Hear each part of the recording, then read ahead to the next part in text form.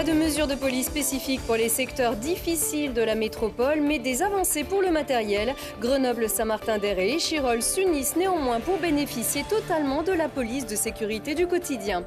Pas de médaille pour Martin Fourcade cette fois, mais les cœurs battent toujours fort dans le Vercors pour le Villardien d'adoption. Nous revivrons la course avec Marcel, le papa de Martin. En revanche, Annie Famos décroche l'argent dans le géant derrière Nancy Green. C'était ce jour-là en 1968 et c'est en fin de journal. Bonsoir à tous, bienvenue dans votre JT de ce jeudi 15 février 2018. Mais tout d'abord, après la forte émotion partout dans le pays, après la découverte d'une partie du corps de Maëlys et les aveux de Nordal Lelandais, les ossements, la quasi-totalité des ossements ont été retrouvés aujourd'hui, ainsi que des vêtements et une sandale de la fillette. Ces recherches se sont poursuivies dans des conditions très difficiles en raison de la neige et du caractère du site très accidenté sur la commune d'Attignas-Onsaint, bouclé par la gendarmerie. Les questions restent en suspens. On ignore encore comment la fillette est morte et dans quelle mesure elle a subi des violences lors de son enlèvement. 6 mois après, le travail des experts s'annonce très compliqué pour déterminer ou confirmer les circonstances du drame. Le ministère de l'Intérieur a révélé jeudi dernier les mesures de la police de sécurité du quotidien.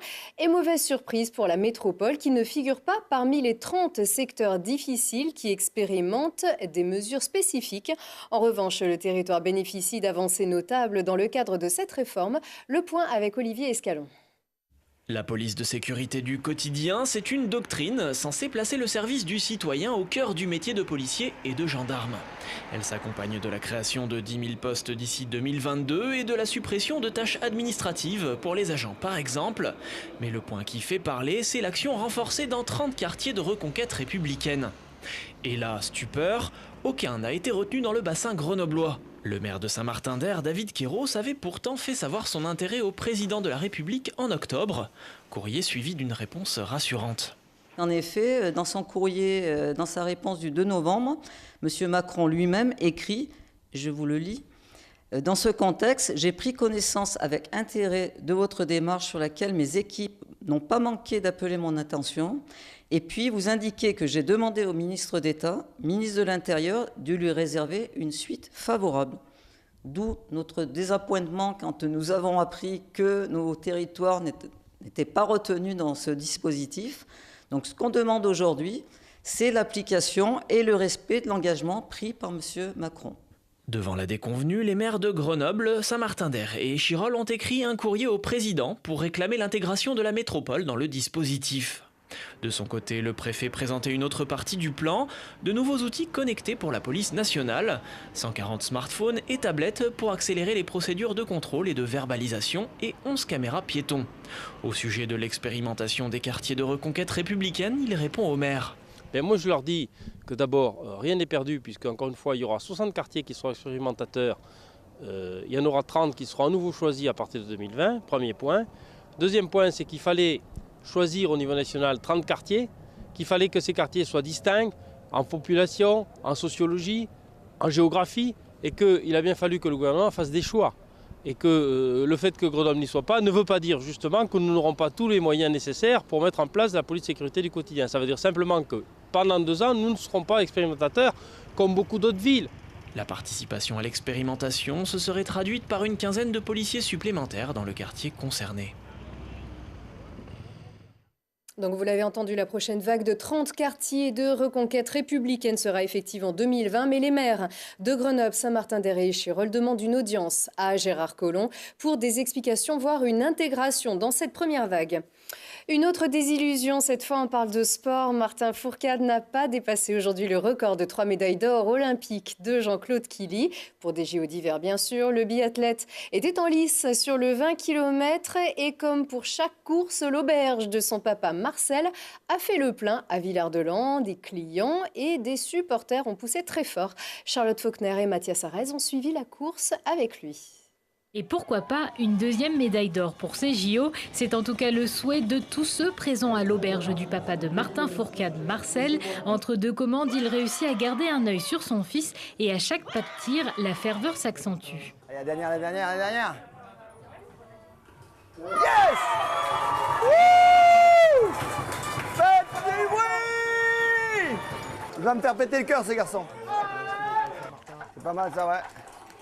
Yeah.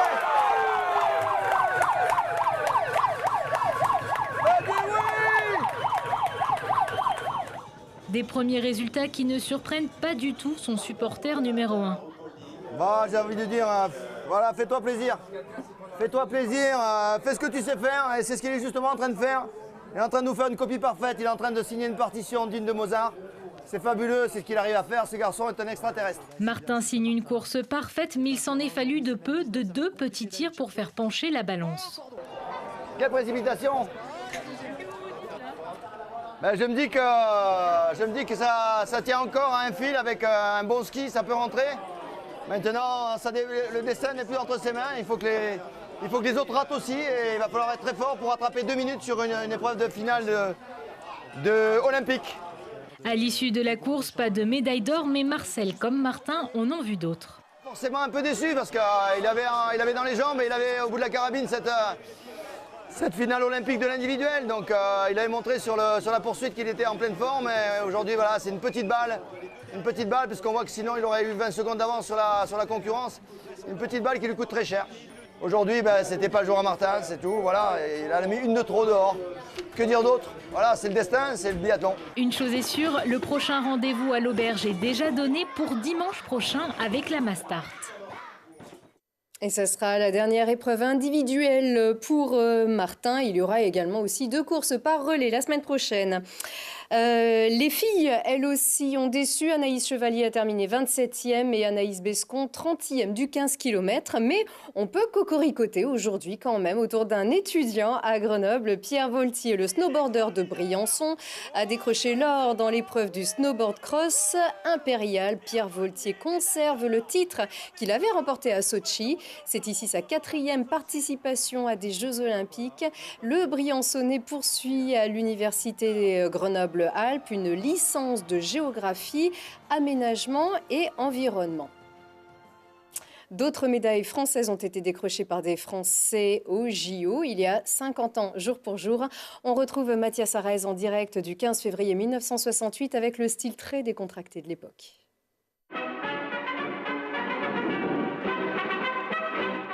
Mesdames, Mesdemoiselles, Messieurs, bonsoir. En ce 15 février, c'est la Canadienne Nancy Greene qui est le centre de toutes les attentions.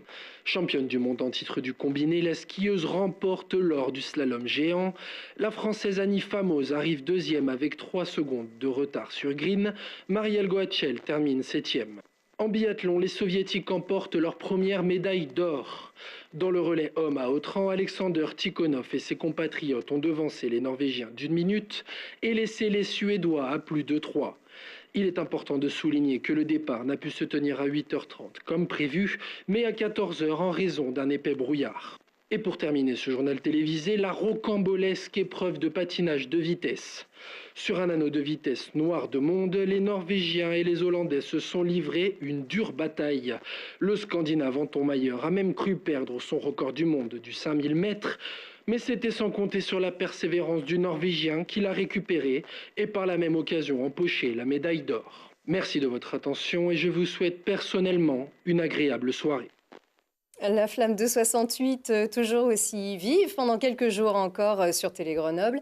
Les festivités battent leur plein aussi un peu partout sur le territoire et notamment à Grenoble, à l'initiative de commerçants d'ailleurs. Vous verrez ce reportage dans une prochaine édition sur Télé Grenoble. Ce soir en tout cas à 19h15, 20h15 et 23h15. On garde la flamme de cet anniversaire. Si on parlait spécial dédié au film réalisé par le vidéaste officiel des JO de Grenoble. Ce soir, Slalomé en Dauphiné va vous présenter les stations des différents massifs autour de Grenoble et vous verrez à quel point tout était si moderne et pourtant tout a tellement changé. On se retrouve aussi demain à la même heure. Très bonne soirée à tous.